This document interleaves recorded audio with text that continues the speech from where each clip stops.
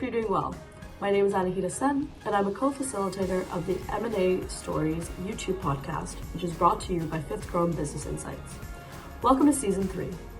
The theme of this season is culture and its impact on M&A integration. Culture is one of the biggest challenges that face an M&A integration. And this challenge couldn't get any bigger, as more companies are pursuing M&A based on people and culture. That is why it is important to understand, internalize, respect, and develop a clear plan of action on how to handle culture in M&A. In this season, we will be interviewing industry leaders from across the globe to hear their stories on how they address culture in an M&A integration. So here we go with today's episode. Hi there. Hope you guys are staying healthy and safe in whatever part of the world you're in. Welcome to yet another episode of M&A Stories. Today, we are joined by a senior practitioner who plays in the space of M&A, especially HR. Ladies and gentlemen, please welcome Reynaldo Ramirez. Ray, welcome to the show. It's so good to have you in our show today. Well, thank you very much. It's great to be here. I'm looking forward to our talk, and and I'm a big fan of what you're doing. Excellent. So why don't we start with a brief introduction? Yeah, I've been in the HR field for over 20 years. My specialty has been in mergers and acquisitions. I worked at Cisco Systems, at Electronic Arts, BMC Software, and I was a consultant with Deloitte for about 3 years. In all those roles, I had responsibility for HR M&A. And about 3 years ago, a buddy of mine and I started our own firm. We figured, hey, we can do this better than others, and so we went out and kind of hung our own shingle, and we've been very, very blessed, and we're still doing a ton of M&A work. Excellent. I love the name of your company, Thrive HR. The theme for this time is culture in our M&A. Yeah. So maybe we start with that. What's your take on culture? Well, I think culture is one of those areas in M&A that isn't being done very well. Assessment of culture today, Right. and I think in large transactions, many organizations will do kind of formal culture assessments to understand the differences. But I think the real key though is, you can probably, in the way we do it, you can probably ask 5 or 6 questions, Right. and review, the archives, of what they do today, to get a sense of what the culture of the organization is. Right. And the way we do it is like, hey, here's how we do it. Reward employees, provide performance feedback. There's 5 or 6 things. And then how we do it, how do you do it? And then wherever you have a gap, that's really what you need to solve for in the integration plan. And it's really important that organizations, think about this as part of their overall strategy. You don't want to break apart, a team that's working well together just because your organizational structure is different. I see that all the time. It's like, well, we paid a 10x premium for this group of 50, developers that are making a product, and then we bring them over, and then we basically want to parcel them out because they don't fit, in our hierarchy, in our organizational model. Well, Right. you know what? That's a great way to break up, the camaraderie and to slow down the development of that product. So I think it's really important. Culture is critical to the success of of a transaction. And I think that's why a lot of transactions don't do well. There's a high percentage of deals that don't meet the specific, financial, requirements of the deal. Sure. And one of the big reasons is, they don't do a good job of integrating, the employees into the organization, and because they don't have people like you and I doing the work. Right. Yeah. Absolutely. And I think the pedigree that you mentioned, the background experience about Cisco, BMC Software, those are excellent schools to get an understanding of how some of these arts are developed or have developed over the years. They really are, and and I've gotten to the point where, we expect to be involved from the very beginning. And in most of the transactions I was involved with, I mean, I was helping draft the letter of intent. Right. Because that really kind of kicks the whole thing off, and that's where we make kind of agreements with executives, and those things are very, very important. And then kind of all the way through diligence, integration planning, and execution. So we really do believe that all along kind of the process flow of a deal, there's got to be check-ins, there's got to be communication, and there's got to be understanding of some of the risks that we're finding in diligence. Because I've also seen deals where we found a risk and it's a big risk, but the deal was so important to the strategy that they basically wanted to kind of shove it under the table and don't include it in the board package. It's like, whoa, hold on. Yeah, exactly. That's not the way it works. Yeah. If you ask me to do something, we found something, we have to figure out a way to mitigate it. Yeah. Why do you think that is? Why does that sort of behavior still exist? I mean, M&A is not something that was invented yesterday, right? It's been there for many, many years. And yet we still find business leaders, and in many cases, even some of the integration teams, do not give enough importance to culture yet. Why is that? I think a lot of times organizations kind of fall in love with the company that they're buying. Right. By the time we get involved, the business leaders and business development have been meeting, talking to these organizations for, in many cases, years. Right. They've developed a relationship, and they know that at some point they want to acquire them. It's just a matter of when. Is your product, has your product been delivered? Is it high quality? Do you have customers? Do you have revenue? I mean, at some point, the commitment is there, to do the acquisition because of the history. So I think that's one reason, is just that the courting has been so long that they can't say no. Right. I mean, that's one big one. And then another one is, I think organizations sometimes are so so focused on revenue and Yes. bringing in a new product that they don't see the risk. They see the top line, $250 million revenue run rate. That's supposed to go to $500 million, in 2 years, right? How's that going to happen? Well, I don't know, but that's the forecast. Right. Exactly. Magically, it's just gonna happen. So I think that's the other piece of it too. Is sometimes we're so focused on top line and adding to the growth of your company, that we kind of lose track of the importance of a good diligence process and understanding what we really are buying and the culture that we're bringing in. And at one point, I did an analysis of a target company, just on publicly available information. And with that analysis, my recommendation was we should not get anywhere close to this company. Sure. The leaders of the company had egos that were beyond big. I mean, Sure. they were like super egos of how they viewed themselves and their company. I mean, they made statements like, we are the smartest people in the room, in any room we go into. Right. Yeah. Well, if you have that Yeah. with the founders and the leaders, and then you have an organization that is much more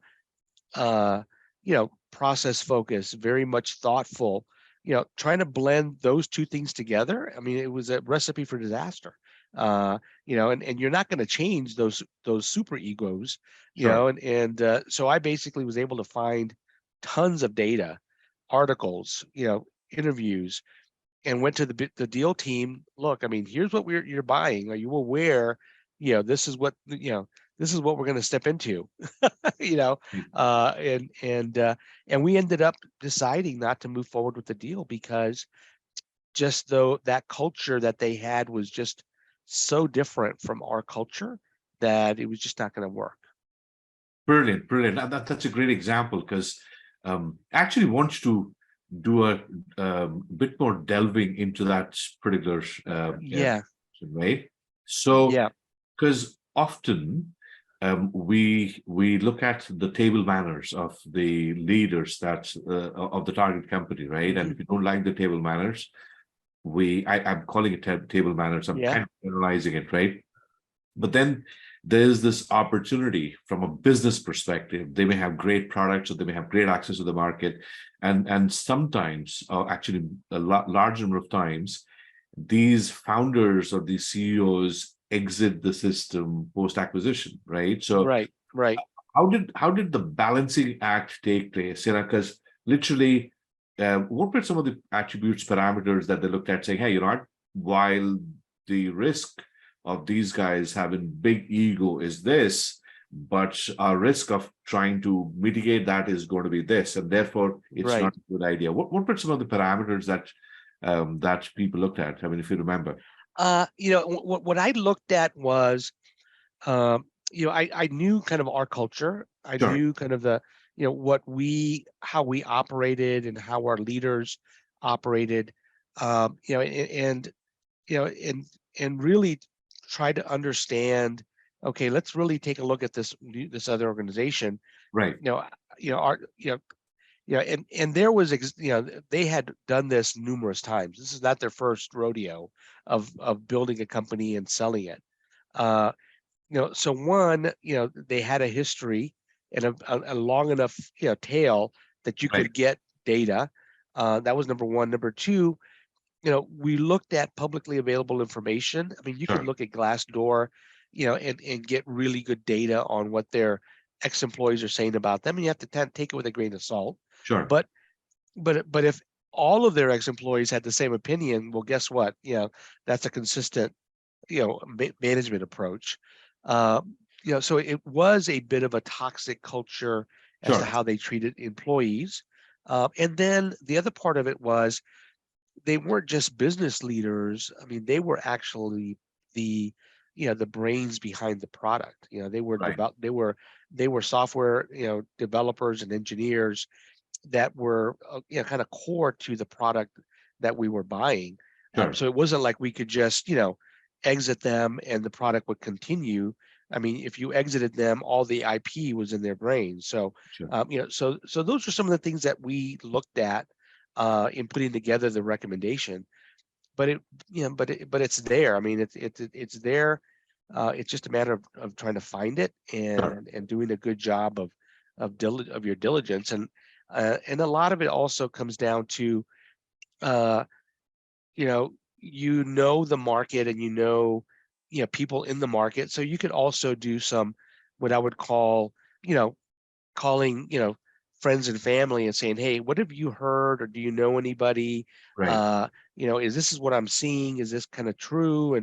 And try to validate some of that with your professional connections. And I think that's the approach that we used and that I Sure. used to Sure. get that done. Now, as we know that the whole process, the life cycle starts from setting the strategy, right? Right. And then you go through different stages before you come to that assessment. Now, was there any point in time that what you described, which is let's say the assessment, the cultural assessment of the acquired company, was made part of the slate of requirements, or was it when you reached that stage and it was more reactive, saying, hey, okay, we did this assessment, these are the findings, and recommend that you do not go, versus this was already part of the strategy, saying if they don't meet this criteria, then we'll not proceed further. So Yeah. In the example that I'm sharing, Sure. we really did that assessment with public information prior to kicking off diligence. Right. I was, because I had such a good relationship with the business development team, they came to me and said, okay, we're thinking about this organization, in this city. could you, what do you think? What have you heard? Can you do some assessment and just, do a bit of a sanity check for us? Sure. And I was able to do that. The majority of the time when you do the cultural assessment, really, it's going to probably be kind of, while you're in the middle of due diligence, when you have access to the target company, and you can ask some of these questions. Sure. So I would say that due diligence and doing a bit of a cultural review, and as part of that process is really important. Sure. And then once you kind of prepare, the due diligence report with your findings, your risks, then at that point's where you really identify some of those potential cultural challenges, and and and is there a mitigation plan as part of your integration planning that you're going to put together?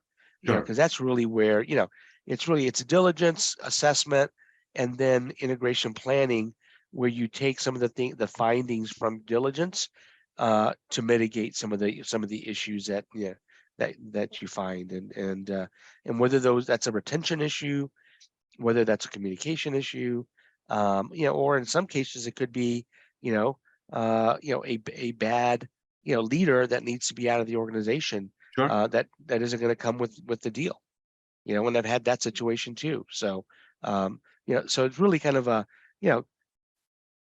integration or due diligence and integration planning even before you sign, close, and do day one. Right. Right. No, that's a very important call out, because literally before you actually ink the deal, Yeah. you make sure that you've got the readiness, not just from whether it's the right company culturally to acquire, Right. but also how ready are you to acquire that sort of a company? So that's Yeah.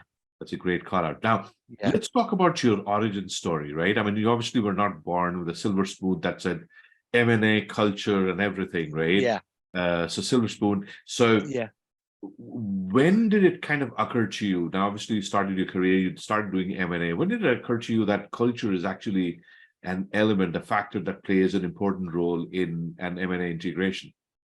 It when really it came about more at Cisco, Right. uh, because Cisco was a serial acquirer. I mean, we grew through acquisitions. I mean, we were an acquiring machine, and Cisco, we were a dedicated team Right. uh, to work on the deals, and we were probably doing 30 plus deals a year globally, Right. uh, and and really we had a very good methodology, um, and we were asking some of the questions that were kind of operational questions, but they really were culture, Sure. uh, and that's really kind of where I started to see, some of these things really do, uh, are cultural in nature, Sure. and I mean, the reality is, during the time I was at Cisco, a high stock price and a high purchase price solves a lot of the cultural problems. Right. If everybody's got equity and everybody's going to make a bunch of money, you know, everybody's happy. You can talk culture all you want, but that exit situation is a positive, for those employees, Sure. and it becomes a good situation for them. But even with that, you still have to think about, how the operation is run, how they communicate, and how they get things done, and how that was going to change joining a bigger organization. And we were very honest with people. It's like, things are going to change. Sure. When you join Cisco, we're going to pay you a lot of money, and you're going to make money on the stock, on your equity, but things are going to change. We are going to expect you to, use our, infrastructure. We're going to expect you to move to our HR platform and HR, programs. We're going to change your job title because, we're going to align you to what we do. So we were very upfront with, this is the way it's going to be. And very rarely do we have any issues. Sure.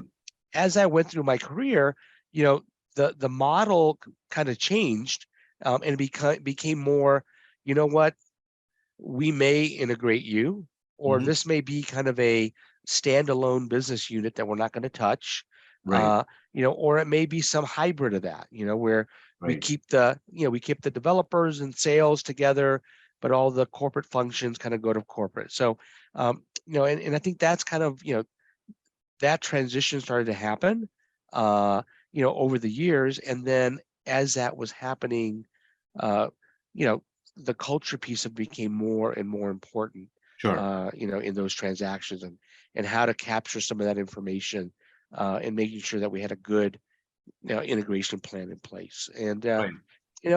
and the other thing that kind of the other light for me was the amount of stress that something like this puts on those leaders, those founders, Sure. because the majority of them are really trying to watch out for their employees. They Right. care about their employees.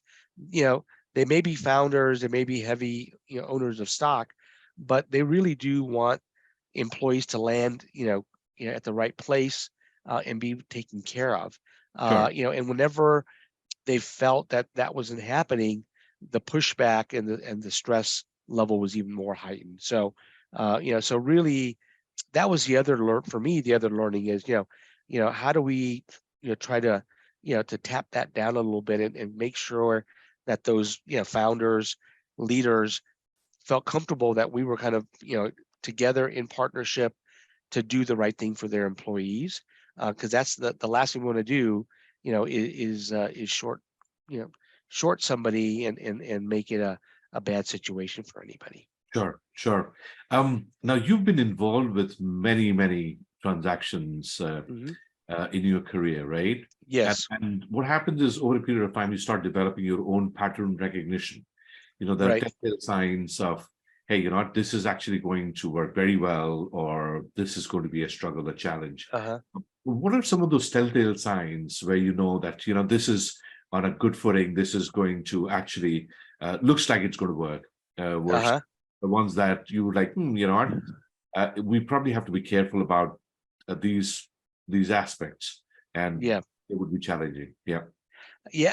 I think the biggest kind of signal for me, uh, is, you know, is the leaders and Right. how well they want to work with the integration team. Sure. Uh, and not just, you know, the executive sponsor, because they're always on their good behavior with Right. the executive sponsor. Right. Exactly. It's It's like dating, right? yeah, exactly. I mean, they want to keep that executive sponsor happy, Right. wanting to come back and wanting to sign the check. But it's really how they interact with kind of the integration team, and how open are they to sharing information, to building kind of a partnership, to kind of move through the process. Right. Uh, on the deals where that flowed well, Yeah. those were always the ones that were the most successful. The employees, generally stayed and were very happy, with the transaction, and they were moving, and moving over into the new company, into the acquired company, with not a whole lot of issues, because the leaders were supportive, and the leaders were the ones that were sending the message. It wasn't Sure. me talking to employees, it was their, the people that they trusted, letting them know, here's why we're doing this, we're involved, you've got to trust me on this. Where the leaders were basically saying, hey, you know uh we close on, Friday, uh I'm done, I'm heading to my new place I just bought at the beach. Right. For 2 weeks. I'll come back and help you with integration. Sure. It's where those leaders weren't involved and didn't have a vested interest in this succeeding, where we always had challenges. Sure. And so I think it's that relationship with the leaders, and they're being open to, to really, taking responsibility for what was going on with their team. Right. Because, whenever I heard, you're doing this to me, it's like, I'm not doing anything to you. You Right. agreed to sell the company. Sure. We're just here to help facilitate that process, make sure your employees are happy. but we're not doing anything to you. Right. Yeah, Absolutely. Um, Culture is often, not often, culture is seen as an outcome. It's a manifestation of underlying right. structures and processes, right? And you and I, we've briefly touched upon that. Yeah, Um, Professional development of the acquired employees, in some cases also the acquiring employees, hmm can play a role.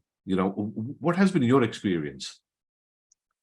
I think the if you're doing a transaction, Mhm. you know, generally you're either acquiring a product, acquiring customers with a revenue stream, Right. but always you are wanting to keep those teams together and Mhm. keep employees there for the long term. Sure. Uh, and and if you're not focused on, working with your employees and helping them grow their career, Yep. they're going to go find it somewhere else. And in Right. the middle of a transaction, uh, we do a lot of recruiting, and the people that are the easiest to pull out of companies are individuals that are kind of going through an integration, Sure. and all these changes are happening, and they haven't been communicated with, they haven't received an offer. Right. What's going to happen with my benefits? My significant other keeps asking me, what's Yeah. going to happen. I can't answer those questions. Yeah. Uh, you know, and quickly you start to lose talent Right. that you know the deal value was kind of predicated on keeping that talent, Correct. so you're Correct. losing deal value right away. Um, so focusing on professional development, career development is so important. Right. uh, you know Employees will stay with the company Sure. if they know somebody cares about their development, and they will stay with their manager if their manager is talking to them about their development. So we think it's critical. We are big supporters of using, simple tools. We use a 3E model for development, uh, experience, exposure, and education. It's It's supposed to kind of be a, four it's supposed to E's. be, yeah, Yeah. yeah, that Edge. the G, exactly. Edge is the other one for was it for the GE model, Right. but we always kind of use that and say, you know, it's simple. You don't need to make it super complicated. Sure. People learn by doing Mhm. experience.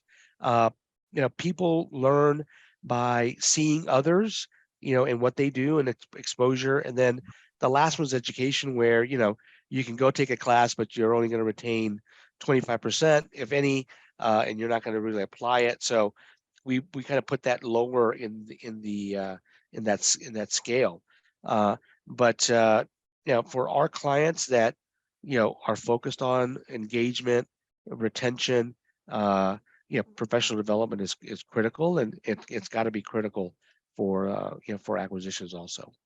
Right. Right. Another factor that plays a very critical role, and probably one of the biggest reasons why or where M&As struggle, is rewards and recognition. Right. It's a comp ben. It's the Yeah. perks that the company would give you. Yeah. It consequence of if you did something incorrectly, how does the organization handle? hmm What's your take on rewards and recognition? Well, I mean, the for us, that's one of the most important items, Yeah.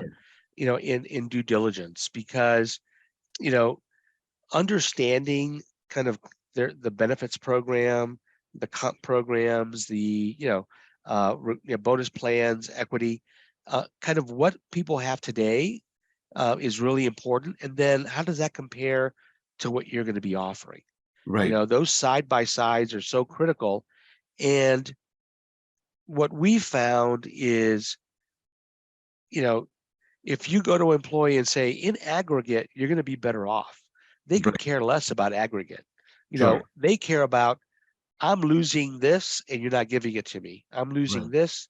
It becomes a kind of a loss game to them. Uh, so, I think it's really important as part of the integration plan, how you're going to mitigate those benefit and compensation gaps, Right. because you have to. If you don't, If you don't do it as part of integration planning, as part of their offer, you know what?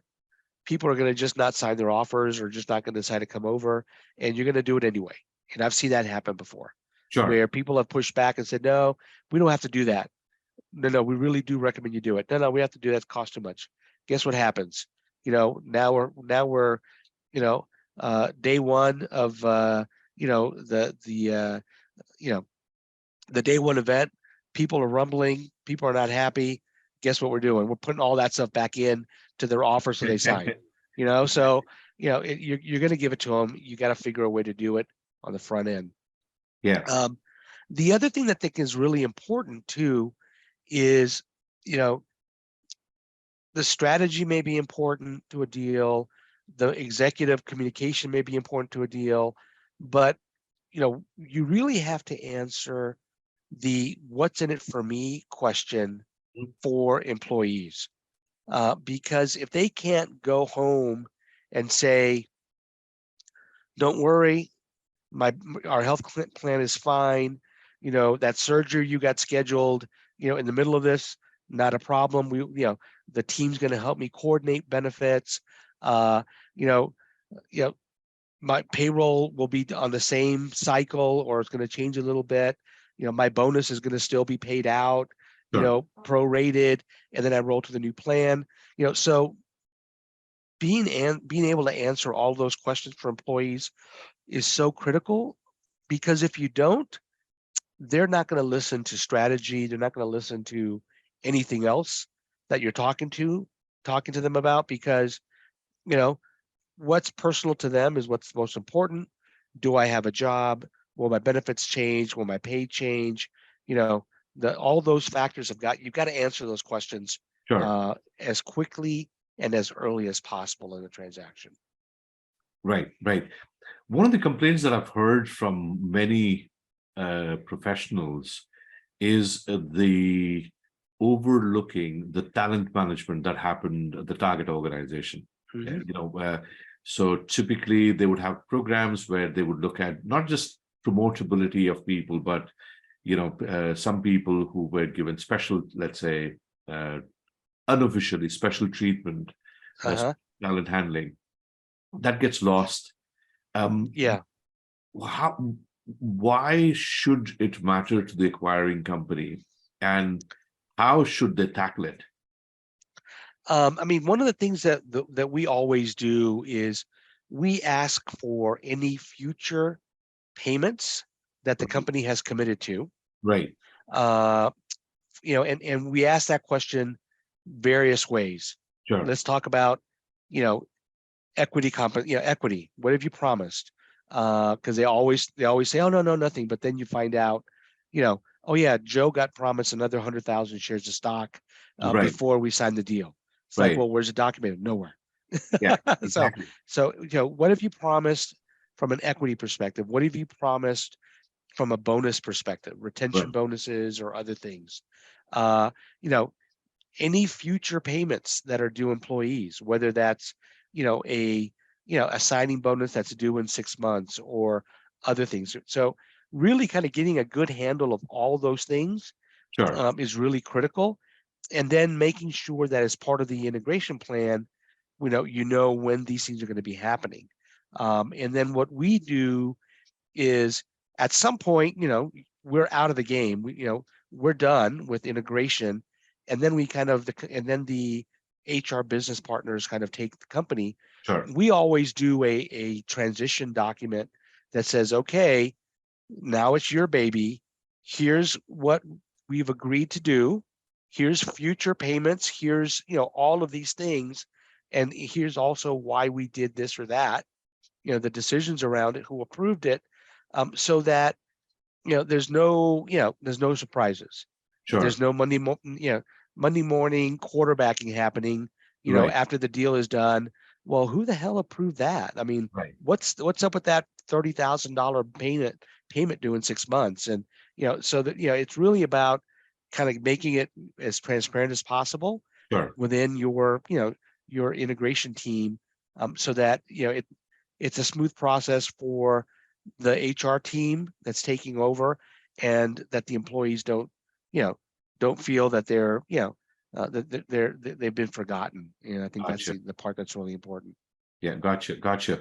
Now, you again, as I mentioned, you've got lots of experience in this space.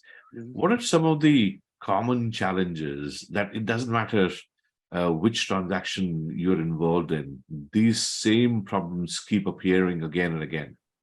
Uh-huh. Uh, the big ones really are around, executive compensation. Right. It's always, executive contracts are all, they should be done early in the process of integration planning, but it never fails. You know, lawyers are reviewing, making changes, and they always come down to, all right, we can't sign the deal if we don't get this executive contract taken care of. Right. So executive contracts are huge Right. barriers to moving forward on a transaction. Sure. The other one that always seems to be a challenge um, is budgeting for not only salary increases or changes, but equity Right. for the deal. And I've had situations where we've built and submitted our integration budget, which included increases to pay as well as future equity grants. Yeah. And I've gotten, when we're ready to submit the grants, I've gotten, the the COO of the company going, "What the hell are you doing, Ray? Why are you recommending that I issue, 200,000 shares of stock to these guys? They're overpaid as it is." Right. Right. Yeah. and and and I got that call, Sure. over the weekend, and I'm like, whoa, have you looked at the budget we put through that got approved by the board? He goes, well, no. I said, it's in Exactly. there. Yeah. I would not be putting something through that wasn't approved by the board as part of our overall plan. Well, I still don't approve it, and I don't agree. I said, that's a separate issue altogether. If you don't agree, don't want to move it forward, then let's have a discussion with, the founders and the key leaders about this. Because, this is kind of the way that we built it. We built the overall plan. So, you know, future increases and equity, always a challenge, Sure. that needs to be addressed. And there's always hiccups because, people don't read what, they've approved Right. Right. sometimes, and you can't help it. But I think executive contracts and equity are always challenges. Right. Right. I forgot who had said this, but the saying goes something like this: "You tell me how you're going to measure me, and I'll perform accordingly." Right? And we know that Yeah, performance systems tend to be different in different yeah, companies. yep. That must be a challenge to integrate, isn't it? Yeah, I mean, performance management systems are definitely a challenge. We're working with a client today that you know they you know they basically you know were acquired probably 6 months ago. They've been in process of setting up their systems, and we were brought in with the request of, all right, we need to do a performance review process, employee self assessment, Sure. the manager review. We need to do compensation planning as well as goals and objectives for the next year, and we need to get it all done in the next 30 to 45 days. Sure. And when I asked, so what have you done communication wise? What are the expectations? We've done nothing. Sure. So we had to kind of step in and built it from scratch, Right. as well as getting Workday up and running so that they could use Workday as their self-assessment manager, for employees or manager performance, as well as compensation planning.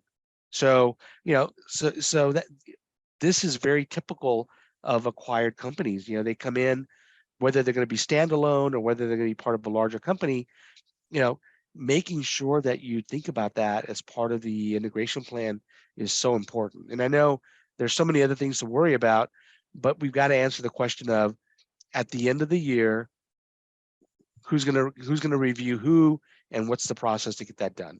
Sure. And at least make a decision, right? And that way, we know that that's part of the integration plan. It may be 60 days down the road, but let's kind of build that in versus not even addressing it and having to start from scratch. So it is critically important that companies do that and let employees know what to expect. Sure. Because it's you can't start a brand new performance review process with different criteria, competencies, all the other stuff. If you had and roll that out at the end of the year when nobody's even heard about it for 12 months. Sure. And we've had to kind of push back on that. Well, I don't think so. That's not going to work, and here's why. You can't tell people I'm going to measure you this way, but never telling them from the very beginning how they're going to be measured. Right. Yeah. Exactly. It's a bit of a bait and switch situation that's not going to go well. Right. Right. No, absolutely. In fact, so many times organizations end up doing stuff without necessarily telling people, and that often creates surprises and in many cases dissonance amongst the employees. Yep. You mentioned about tools and templates, and I'm sure over the years you've seen some standard methodologies, as well as you've created your own stuff.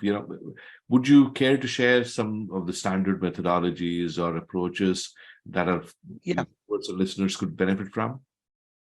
Yeah. So we use kind of a template for a due diligence report to actually report on what the findings were and how we're going to mitigate those issues.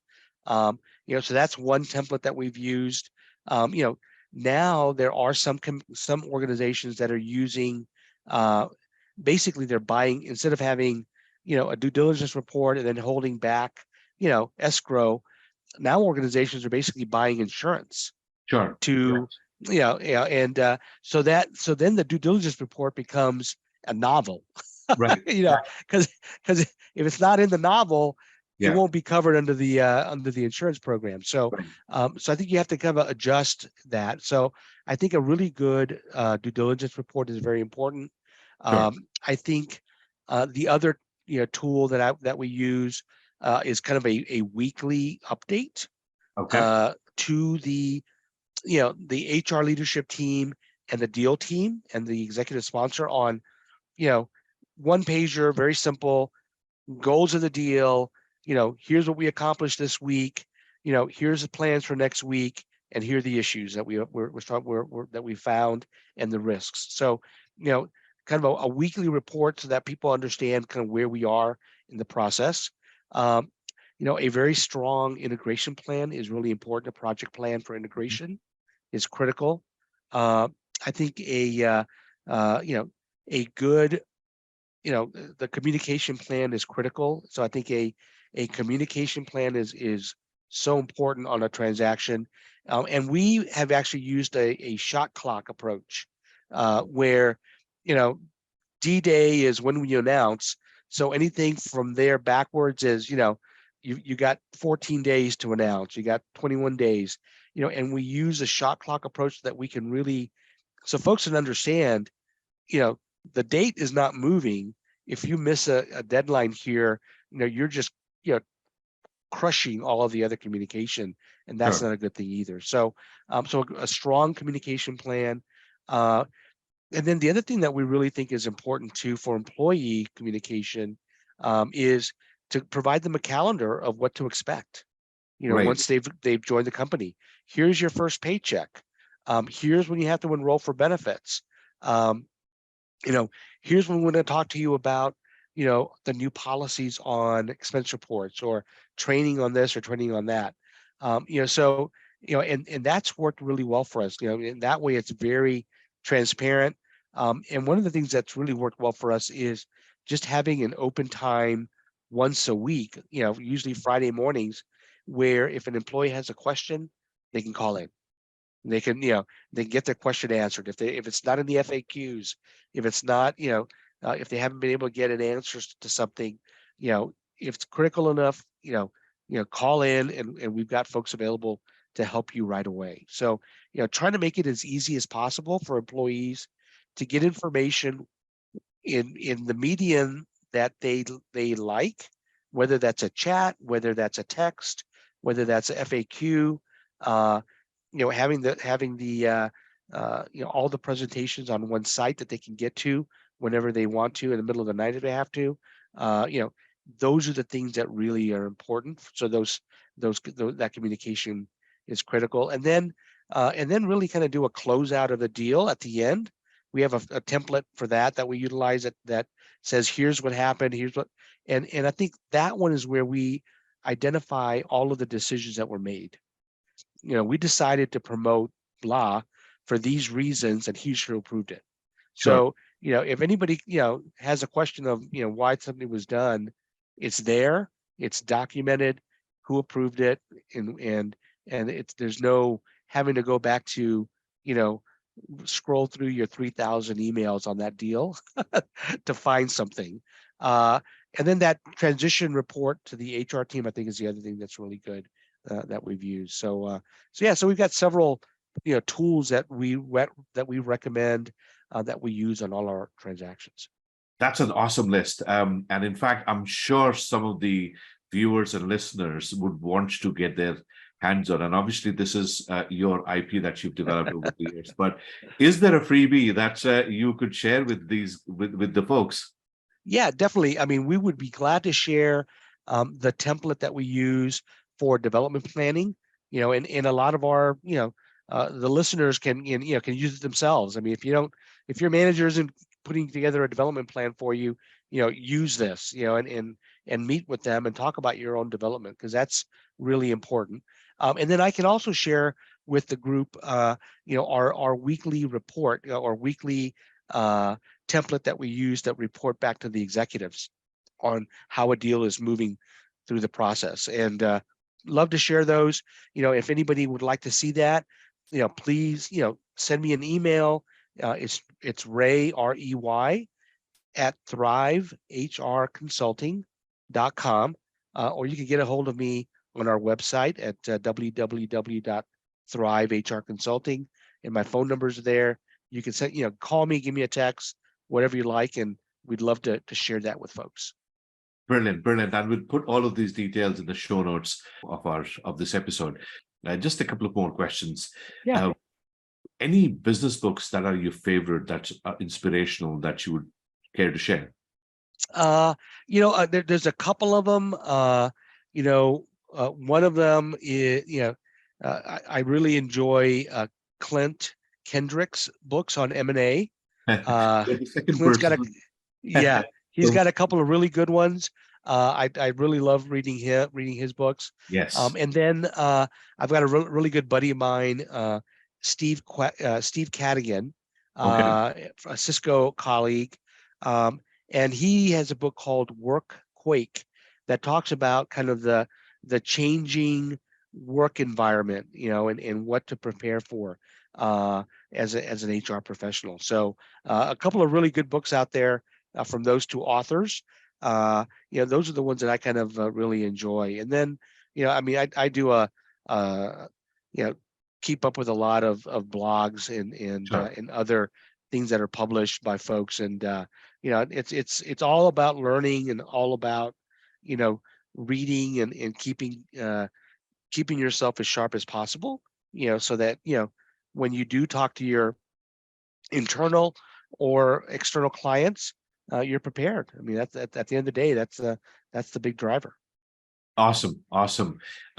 Just last two questions. What is the nastiest thing that you've seen during an M&A transaction? And the others on the what's the most positive gesture or thing that you see in M&A? The nastiest issue that I saw in a deal was where one of the key leaders of a company that was being acquired, that we were acquiring, was basically, had a sexual harassment charge against them that was dismissed by the company and wasn't investigated. and the person that was affected was terminated. And and they did not want to give us any of the details. Sure. And we finally got to the point where we said, we've been asking for this for, for 3 weeks. If we don't, I had to tell the deal team, I don't get this, we're not doing the deal. Sure. And That's a and massive red that, flag. yeah. And then the biggest challenge of that one, not only getting the data, but then convincing the executive sponsor to do the deal, but not have this person join us. Sure. And we had various, I would say, highly heated discussions where I was called many things during those discussions.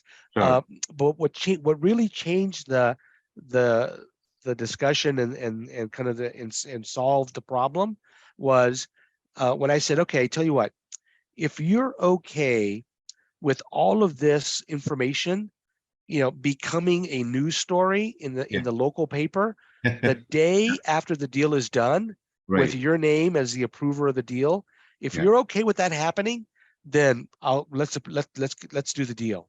Sure. And as soon as I said that, he said, never mind, we're not hiring. He's going to be terminated at close. Right. There you go. That was the toughest one. Sure.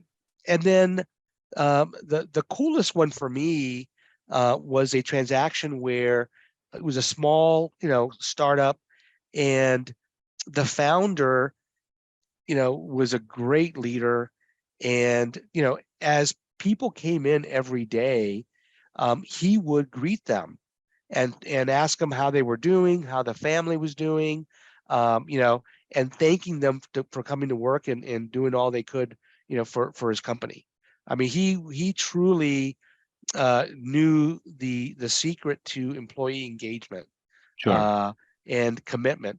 And those employees basically said, to me, we will not fail because we will not let this manager, this founder, fail in his business, because we appreciate that person so much.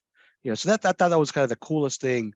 That it doesn't take money, stock, beer, in the refrigerator, to get employees to really, connect with the mission of the company. And really takes a leader that cares and focuses on the employees.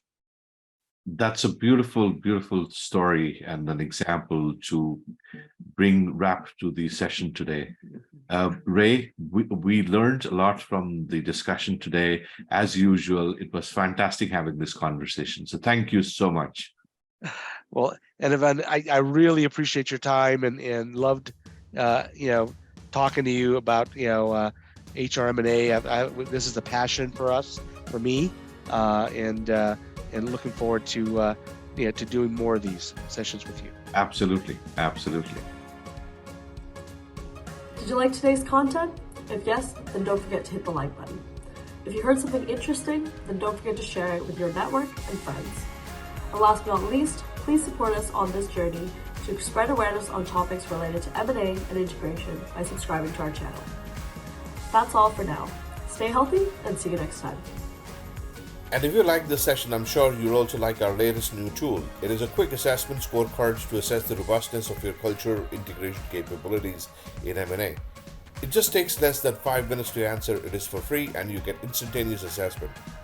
So visit culturema.scoreapp.com. That's culturema.scoreapp.com and find out for yourself. I hope you guys enjoyed the show today. This show was sponsored by Fifth Chrome, a business strategy advisor in a training company specializing in M&A, post-merger integration, and business strategy.